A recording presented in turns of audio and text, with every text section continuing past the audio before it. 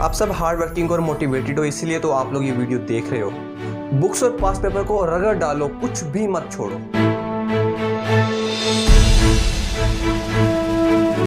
अस्सलाम वालेकुम दोस्तों, मेरा नाम फैज़ान तनवीर है और आज की वीडियो में हम लोग बात करने वाले हैं 10th क्लास के टाइम टेबल के बारे में। उन्होंने किस तरीके से, अगर हम एज्यूम करके चलते हैं कि आपके पास 5 से 10 दिन रह गए आपके बोर्ड के एग्जाम में, तब आपने किस तरीके से रिवीजन करनी है।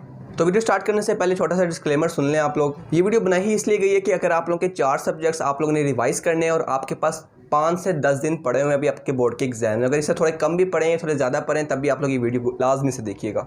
ये वीडियो सिर्फ उन स्टूडेंट्स के लिए जो कि हार्ड वर्किंग है और वाकई चाहते हैं कि हमारे बोर्ड में कोई अच्छी सी पोजीशन है या अच्छे से नंबर आए। अगर आप पहले से ही सोच के बैठे हैं कि आपके नंबर नहीं आने, आप लोगों ने सिर्फ पास होना है, तो आप लोग ये वीडियो छोड़कर जा सकते हैं। आखिर डिस्क्लेमर ये है कि आप लोगों ने ये अपने माइंड में रखना है कि ये सिर्फ रिवीजन का टाइम है, आप लोगों को याद दोबारा से करने का भी टाइम गुजर चुका है। अगर आप लोग कुछ ऐसे पॉइंट्स हैं जो कि आपने याद करने हैं तो ठीक है, लेकिन अगर आप लोग ये समझ के ये वीडियो देख रहे हैं कि हम लोगों ने सारा ही अपना सिलेबस इन 5 से 10 दिन के अंदर याद करना है, फिर ये वीडियो आई एम सॉरी आप लोगों के लिए नहीं है।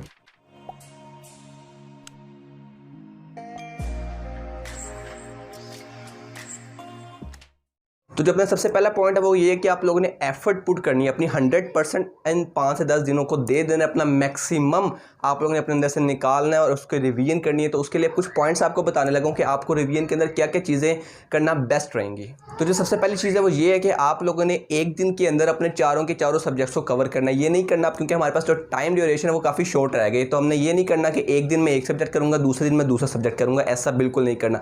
हर दिन चारों के चारों सब्जेक्ट करने हैं। बेशक आप उसमें कुछ स्पेसिफिक टॉपिक्स कीजिए, लेकिन चारों सब्जेक्ट को एक दिन में लाजमी कीजिएगा और कोशिश करनी है कि जो भी आप सब्जेक्ट कर रहे हो उसके मैक्सिमम टॉपिक्स कवर करने की कोशिश कीजिए, क्योंकि हम लोगों ने जो 5 से 10 दिन का जो एक मार्जिन रखा है उसके अंदर आपने मैक्सिमम टाइम में अपना सारा रिवीजन कवर करनी है। क्योंकि जब आपके बोर्ड से 1 से 2 दिन रह जाएंगे तब आपने बाकी सब्जेक्ट्स को नहीं देखना होगा, आप लोगों ने देखना होगा जो आपका पेपर करीब आ गया है। तो इसलिए मैक्सिमम टॉपिक्स आपने कवर करने की कोशिश करनी है। रिवीजन आपको लोग आसान टॉपिक्स हैं उनकी जल्दी रिवीजन कर लें, जो इसके थोड़े से टेक्निकल क्वेश्चन जो आपके टॉपिक्स हैं उनकी एक बार प्रैक्टिस कर लीजिए या किसी तरीके से उसको मैक्सिमम टाइम में रिवाइज कर लीजिए। इसके साथ साथ आप लोगों ने जो डिफ़िकल्ट टॉपिक्स हैं उनको पहले करने की कोशिश करनी है, क्योंकि उसको आपने रिवाइज नहीं बल्कि अच्छी तरीके से तैयार करना है। जो आसान टॉपिक है उनको आप थोड़ा बाद में कीजिए, क्योंकि उसके लिए सिर्फ आपको रीड करने की ज़रूरत पड़ेगी उस स्पेसिफिक टॉपिक को। तो आसान आपने थोड़ी बात करनी है।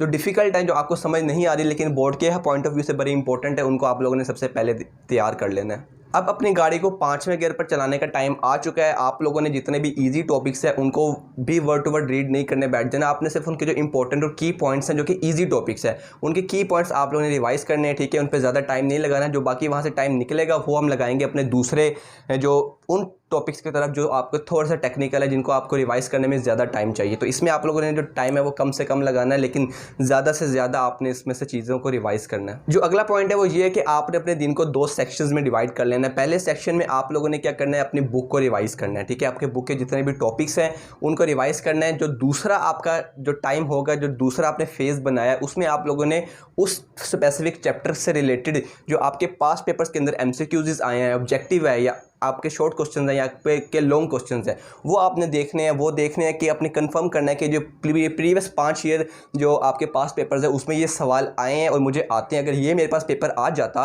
तो मैं ये सवाल कर लेता, ठीक है, मेरा अच्छा पेपर हो जाता। तो आपने इस सेंस को अपने माइंड में रखना है और इस तरीके से अपने जो फेज़ 1 में जो आप लोग बुक रिवाइज कर रहे होंगे उसको अच्छे तरीके से तैयार करना है, ताकि आप लोग उसके कॉरस्पॉन्डिंगली कोई भी पास पेपर अगर आपको दे दिया जाए तो आप उसको भी सॉल्व कर लो। कोशिश करो कि जो आप लोग टॉपिक रिवाइज कर रहे हो उसको आप लोग उसके जो लॉन्ग क्वेश्चंस हैं और जो शॉर्ट क्वेश्चन हैं उनको पास पेपर में भी साथ साथ देखते चले जाओ कि इस स्पेसिफिक जो चैप्टर है आपने चैप्टर वाइज इसको तैयार करना है। ये नहीं करना एक टॉपिक रिवाइज किया उसको पास पेपर में ढूंढना शुरू हो गया, ऐसा नहीं करना।